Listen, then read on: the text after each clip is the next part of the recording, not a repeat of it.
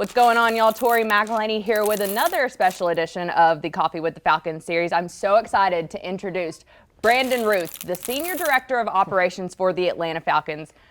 I'm not going to lie, this is the first time that I think I've called you Brandon Ruth. It is, and I'm going to be honest with you, it sounds weird, so, but it's totally fine, though. It's fine. It's totally fine. For everybody that's watching at home, you're B. Ruth. Yes. And that is how everybody in this building communicates to you. It's B. Ruth. It's not Brandon Ruth. It feels weird coming out. It feels weird even listening to it, but it's totally fine. It's totally good. Fine. Okay, so just to get things started. Yes. What's your coffee order? Because we were joking about this. If you've been watching Coffee with the Falcons series, you'll know that Terry Fontenot and DeJuan Jones were our first two guests, and they both drank just straight black coffee.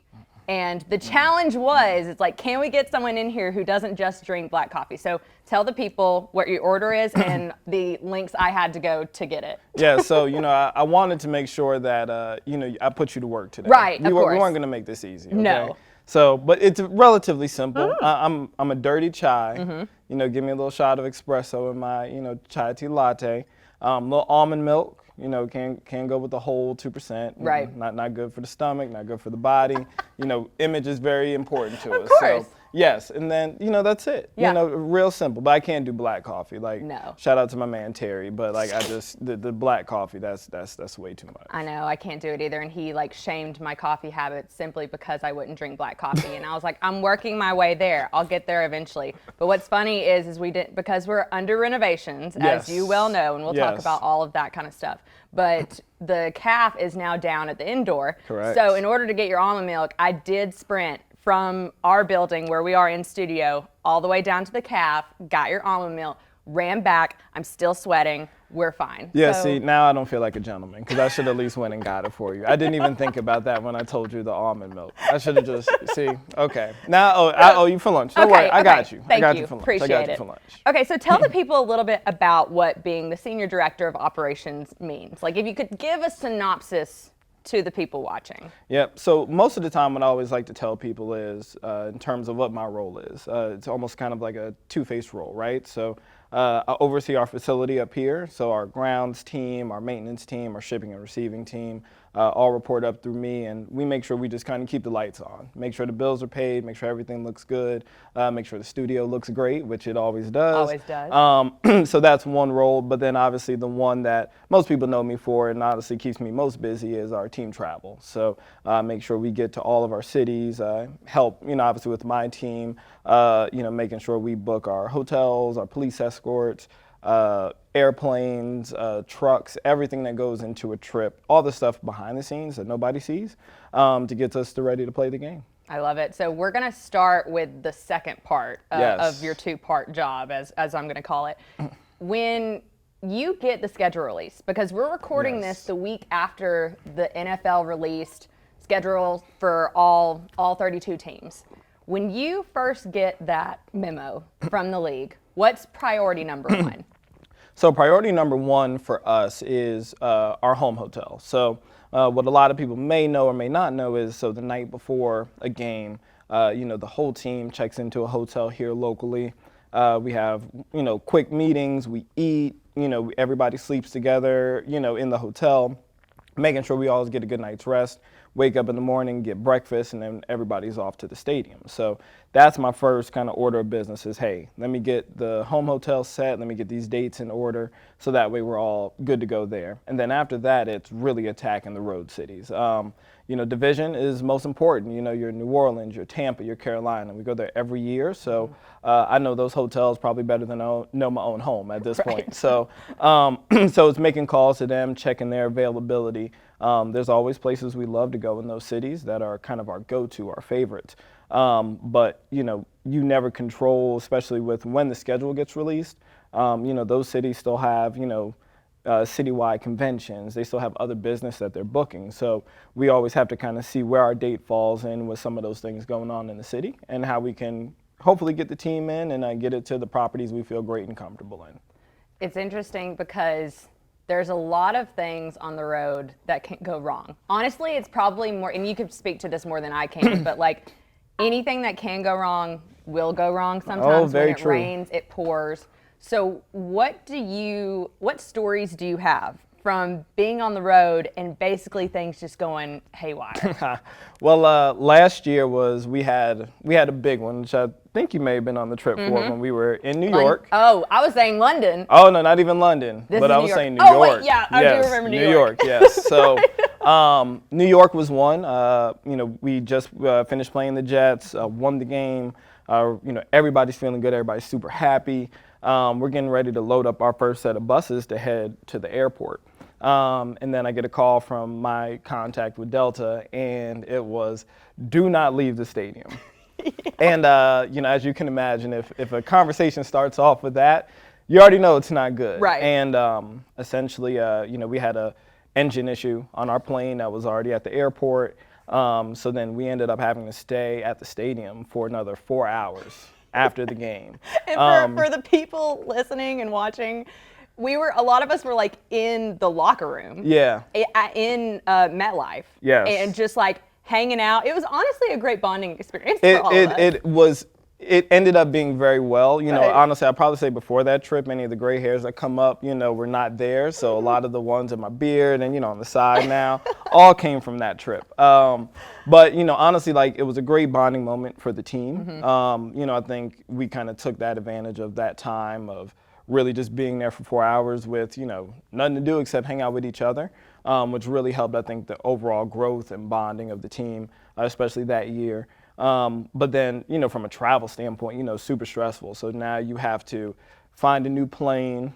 We had to get our pilots from, we were flying out of Newark. Right. So we actually had to put them in a car and get them over to JFK. And then they got into a plane at JFK, flew that plane empty over to Newark, so that way we could then bus over to Newark, get on the new plane. Our flight attendants, who are phenomenal, Yeah, they're great. got all the food, everything shifted over. So that's one of those things where even after the game, nobody knows what happened. Everybody's just kind of like, oh yeah, Falcons won, and then it's okay, cool. What's the 4:25 game? And you kind of shift over. But we have to work with that from a schedule standpoint. And luckily we won, so everybody was in a good mood. But that's just one of those examples of, hey, sometimes things can go wrong, but it's always about how you manage the situation. How can you make it good for everybody and make the best out of it? So, and I feel like we did a good job of that. Yeah, because that was a pretty disgusting game too. I remember Yes. It was raining, it was cold, everybody was just kind of like damp. Yes, it was just like rain the entire game, and then you're kind of like, okay, we're finally getting out of here, and we're not getting out of here. Right. Yeah. So everybody get comfortable. Yes, but a great learning experience, and everybody handled it very, very well. So kudos obviously to all the players, coaches, and staff for how they handled that. And I have to say that's an anomaly because It is. we are a well-oiled machine Very on the much road. so. I mean, I never ever worry. Like there's Yes. never a point in time where I'm sitting there like, oh, we're not going to make it, or Yeah. we're not going to do this. I remember one time we were on our way to preseason last year. Do you remember this? Oh, The yes. last two buses, the bus I was in, we broke down. There was something wrong with the coolant or something. Yes. Like there was some type of goo that was coming out of the Yes. bus. And we stop and we pull over and we kind of like, we're on the side of the highway and we're like, well, we have to get to the game. Yeah. Like there's no ifs, ands, or buts about it. We got to go. And so we get on, like luckily there were seats in the bus in front of us. Everybody stops. We get on and it's just like, I'm sitting by Jesse in the back of the bus and he has like his headphones in. I'm like, hey man, you're excited for this preseason game? But like those are the moments that I feel like what you're talking about like bond you the most. It really does. And like for example, even with that, it's you always worry about like, okay, what's our contingency if something like that were to happen? Mm-hmm. And so very rarely do we ever send just a single bus by itself, because just like you could wake up in the morning and start your car and your car not start, same thing can happen to a bus. And we were cruising with our police escort on the middle of the highway, and all of a sudden the bus kind of just lost power. And luckily I was on the bus. I know, Thank God I was on the bus. Right. And I asked the bus driver, I said, everything okay? And then he was like, yeah, I think so. And he revved it back up, and we went about another mile, and then it went back down. And I think immediately I took off my suit jacket, I rolled up my sleeves. I looked at Austin Montague, who's our manager of travel ops, and I said, yep, it's about to go down. It's go time. And it was go time. Yeah. And but that's part of the job. Just like you're going to have wins and losses for the team throughout the year. Like same thing with travel. But it's all about how you manage it, how you handle the situation, and, you know, how you kind of just take leadership in that moment. So, and make everybody comfortable. So luckily, we had the second bus. Everybody just kind of crammed onto that one, got everybody on. Hey, let's get comfortable. One happy family. Yeah. And then we ended up making it. Yeah, so. and it was all good. No worries. Yep. Nobody even knows. And we won that game too. We won that. Yeah. Come on. Honestly, maybe it's one of those things where we need some things to kind of get a little iffy there for a minute. Exactly. Yes. I'll be full gray at that point, but it's worth it. It's worth it. An early grave. So what's really interesting too is you have such a relationship with these players. They come to you for everything. I feel like they are always like, "B. Ruth, like SOS, like I need X, Y, or Z." What a lot of people I feel like maybe do or don't know is that sometimes these players can get a little superstitious, and sometimes it's as much as like I know guys, they have to have this exact same pregame meal. They have to have like the night before, they have a specific routine that like you have to play a huge part and role in, because like all of these things from meal room to training room, all of these things have to be accessible to them. So my question for you, and you don't have to name names, I won't have anybody called out on the show, but what's one of the weirdest superstitions that you've heard from guys? You know, honestly, I'll give our guys a lot of credit. Nothing has been too weird, that which is a complete, you know, blessing. A lot of them, you know, are very much routine based, right? Like there's, you know, hey, I like to drink this every night before a game. When I wake up, you know, I want this to be ready, you know, as soon as I wake up, you know, I'm gonna drink it, get ready for the game. Some guys are very superstitious about their rooms, especially at our home hotel. They like to be in the exact same room. And that's not just from game to game, but it's season to season, especially with some of our vets. So they will 100% call us out. They'll be like, "Yo, B. Ruth, like what? Like this isn't my room number." Like this isn't my room number. I'm in 1701. Like you got me in 7. I'm like, listen, I know. Like, well, you know, we got you. So it's those type of things. But you know, that's a big portion of our job, right? Is we want them to not worry about those type of things. Know that we're there to take care of them, make them comfortable. We want their focus to be on the game, what they're going to do on the field, how they're going to help us win. So the more comfortable we can make them, whether it's superstition, whether it's same room number, whether it's, you know, whatever it may be, like we're going to do it because we want them to do their all on the field on game day.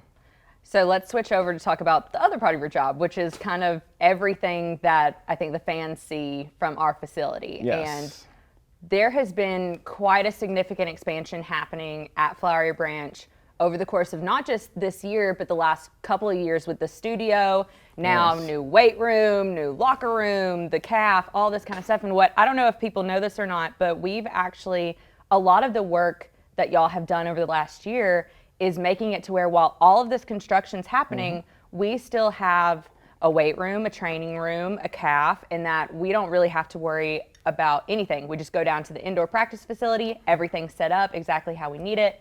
So what's the last year been like for you as this project has really gotten underway? Yeah, well, honestly, you know, it's I got to give a huge shout out to our team, you know, my boss Spencer, Daniel, who's our building facility engineer as well, you know, who really helped kind of lead the charge. But it really started toward the middle of last season. And, you know, we knew what we were going to kind of undertake. You know, we knew our plans for the weight room, our cafeteria, things of that nature. So we knew as soon as the season ended, it was go time. And that's exactly what happened. Like as soon as the season ended, it was boom, we got to flip it. And, you know, they did a great job setting up our temporary space, getting that all set up. Because just like we talked about previously, it's important for us to have everybody feel comfortable, not just players and coaches, but our equipment staff, our training staff, video staff, like the coaches. Like everybody still needs to be comfortable and feel like they have a setup that allows them to do their job.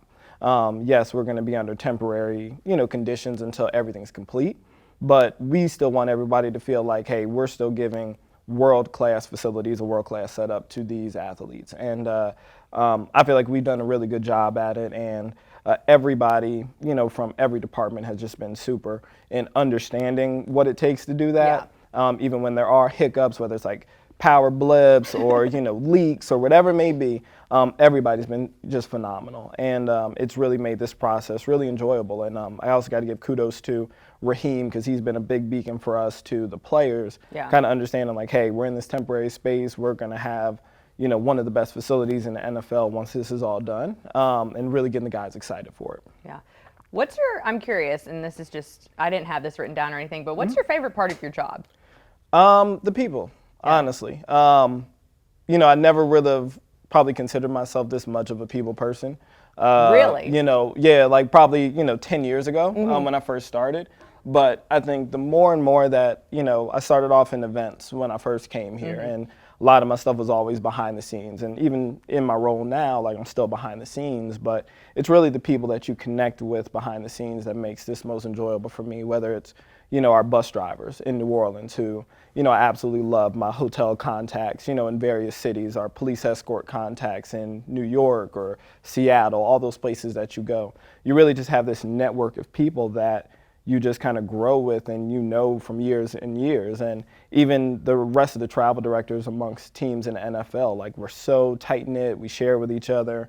We always want to see each other like do well. And so that's probably been the most enjoyable part. And, I think also too within my role, I'm not heavily on the football side or I'm not heavily on the business side. Like I get this like fun middle area. And so I have, I get to connect with you right down the hall, every single day, but also, get text messages from players, at 8:30 at night or, first thing in the morning. So it's a cool middle ground that we get to be with. But the people really make the job fun for me. And I absolutely love it. Yeah. We have a lot of good people in this building. And yes, it makes it enjoyable to come into work. Now, correct me if I'm wrong, but I want to ask you a couple questions about you and your journey. Yes. You moved to Atlanta in 1996. Yes. And you're about 6 years old. Yes. And immediately the Falcons became your team. Yeah, they did. Your home, like your group. What memories do you have of being a Falcons fan growing up? Man, that is a great question. So my dad used to work for Continental Airlines, which kind of merged with United now. So he would always get tickets to games, and I just remember being a kid, and he would take me to every game. And I would go, and they had a suite, and I would go, and there was like this one seat like that I would always sit in, like on the first row of like the suite in the Georgia Dome. And everybody knew like that's Brandon's seat, like don't. And I was like so serious, and whenever we got there, and I was just like, all on it. And that was just probably the first sports team that I really just was attached with. And, I was there during the Super Bowl run in '98. I remember, the Morton Anderson kick, against the Vikings and running out the house with my dad and us doing the Dirty Bird, on the porch, all those memories growing up. And, it was always a dream to even, see this facility. But I don't, honestly, I've been kind of blessed beyond measure to even be in this role and be here because I really was a fan. Like I was just like anybody else, who may be watching this today or in school or having these aspirations. Like that was me. Like there was I'm not different than anyone else. And I really do, I don't take any of it for granted because I really do enjoy it. I love the people, love this bird. It's a part of me, and it's hard to envision anything else other than this bird. And everything that I do is really just to make this place better, because I really do love it from the bottom of my heart. It's really true because I actually saw a picture of you. You probably had to have been like early teenage years. Yes. And it's you on the field at the Georgia Dome, and you have a Falcons visor. I pray that you don't put this picture on the internet because honestly, that is the most fashion questionable picture. It's hilarious. But it was fresh back in the early 2000s, but now I look at it and I'm just like, what was I doing? And you had the red Michael Vick jersey on. I did. And the red visor. It was a slick look. I was actually crushing it at the time. At the time is the key word in this statement because it's great. Yes. Honestly, I am gonna find it. I'm gonna put it on. Yeah, I'll give it to you. Yep. And it's funny because in there's a picture of me and Rich when I was that young. Yeah. And so Rich has come in numerous times in my office and he always looks at it. And I said, Rich, you probably never thought in a million years this kid with the backward visor and the oversized Vic jersey, would be doing all your team travel and all this other stuff for you. Yeah. So, but it's just it comes full circle. Yeah. 100%. Do you? I think it's so great that someone who has had this Atlanta Falcons culture like ingrained in them from a young age, and now to work in the building.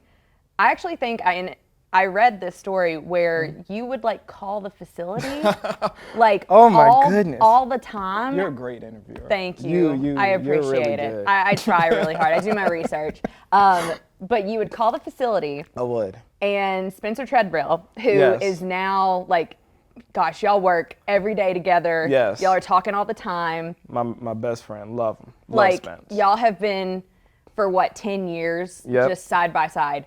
And you would call him and he wouldn't answer. Nobody would answer. Okay, tell me the story about this and how you finally got someone to answer. No, so I'm pretty sure I was still in high school. Right. So I think I had to be like close to junior, senior. And I knew I wanted to work in sports, and but I didn't know what it was going to be exactly. So I was just a very bold kid. So I was like, okay, well, I know I want to work in sports. Like, I would go on the Falcons website, I would go to the staff directories, and then they would have all like these bios. So I remember I would look at Rich's bio, I would look at Greg's, I would look at Spencer's, Tim Zulawski when he was in the building. Yeah. And I would just read like what their role was, what their responsibility was. Like, this is way before like LinkedIn was even like a thing. Right. So I would just read what they did, and I would say like, wow, that sounds cool. Like, I want to do that one day. So then I would just call, and I would call the front desk, and I would just say, can you transfer me to Spencer Treadwell? And then, they would go, and it would just get his voicemail, and I would leave him voicemails, and I'd wait like a week or two, and if I didn't hear anything back, I'd call again. And I would just literally just keep calling. Right. And I think, one time, I want to say either like Spencer or Tim may have answered and just kind of said, hey, hello, and just kind of very just kind, but it was like, yeah, we're not talking to you like you're a high school kid. Yeah. But no, like, it was really just one of those where I really wanted to be a part of it. And, obviously across the journey, I ended up being a part of it. And I still mess with them to this day. I was like, you wouldn't answer my calls. Like, you could have just said, leave me alone, kid. And just, but it's fine. But it worked out. What's funny, it did work out. Honestly, do you call Spencer now and you're like, hey, man? Yeah. Like, just to kind of be like, you answered the call this time. I know. It's, funny enough, it's like now I try to keep that in perspective, even for myself now. And it's tough, because, you have so much going on during the day. But, when I see those emails or the LinkedIn request and stuff, and, I try to do my best to get to them all. I don't. But I remember, like, that was me at one point. And so I want to obviously personally be better at, responding and getting to everyone. And the ones that I have, like, I know, hopefully I've been grateful, they're grateful for it, and, hopefully they got something from our conversation. But I want to be able to do that even more, and continue to give back to those kids who just have questions about the industry, and know what they're getting into and see if this is the direction they want to go with their life. Yeah, because it's an army of people that are working behind the scenes. And Truly. That's something that I try to tell people all the time. It's like, you see the coaches, you see the players, you see us in the media, but there are a huge number of people that are coming in and out of the building day in, day out, who have really, really important jobs. Like, we would not be able to do what we do just at all without you and your team. Oh, like, you're too kind. It's so serious, and it just makes everybody's life so much easier, the work that y'all do and the work that y'all put in. But before we go, I do have one last thing. So I was doing some research, and there was this one video, and I can't even remember what it was, but you said, I want to leave a lasting mark on this team forever, was the quote that you had. When you kind of think about the last, decade of opportunities with this team and growing within this team, to go from that kid who was, sitting in that seat at the Georgia Dome to now where you are, like, what about all of it makes you the most thankful? Wow, that's a great question. Probably what makes me the most thankful is, one, I got to start with my parents. Obviously, as we know, Atlanta's a transplant city, right? A lot of people come from many different places and come here, and a lot of people, whether they're younger or older, they, get the allegiances that their parents have, even if they have no memories of where they came from. My parents brought me here, and they wanted me to be a Georgia kid. They wanted me to be Atlanta. So they took me to those games because it was the home team, and that's how I grew up. And so, to this day, until, my kids will always be like, hey, we're here, we're going to be Atlanta. That's what it is for us. So I'm super appreciative to that. And I think even now being able to be in this building, I think one of the biggest things for me is, I want that same passion that I have for this team, for this city, to bleed over to everybody. Everyone in this building to know, like, hey, like, it's a privilege to be here. There's thousands of people watching, us drink coffee right now in the studio that think this is the coolest thing ever. And we get a chance to do it. And so being grateful for that, being just respectful of this logo of the bird and, putting your effort into it every single day. I think that's what I enjoy the most. And I hope I just leave a lasting impact on the people, no matter where I am 5, 10, 20 years from now. Like, I hope everyone in this building, who's still around goes, man, I enjoyed when Brandon was here, or it was fun, or was really good at his job, or we enjoyed working with him. And that's what I really want. And same thing for the players, I always love when I see a lot of our former players that go to other teams and, they come up to me and it's like, man, I miss you, dog. Like, I miss the way you did things. Like, I miss the Falcons. You guys did it great. That's what makes it special, because that's what we want. And we want to create those lasting memories, like even to players that go different areas or coaches that go to different teams. When they see us, like, we want them to view it as like something special memories. And it's important for us just to have a small part in that. And I think that's what makes me really love my job the most. Awesome. I think that's a great note to end on. Thank you so much for joining me. Thank you. Thank you. This coffee was great, by the way. That's all I needed to know. I got to give it to you. Thank you. Much better than the black. I got to get Terry on this. I know. Honestly, give him a hard time when you see him in the hallway. Say, you were too hard on Tori.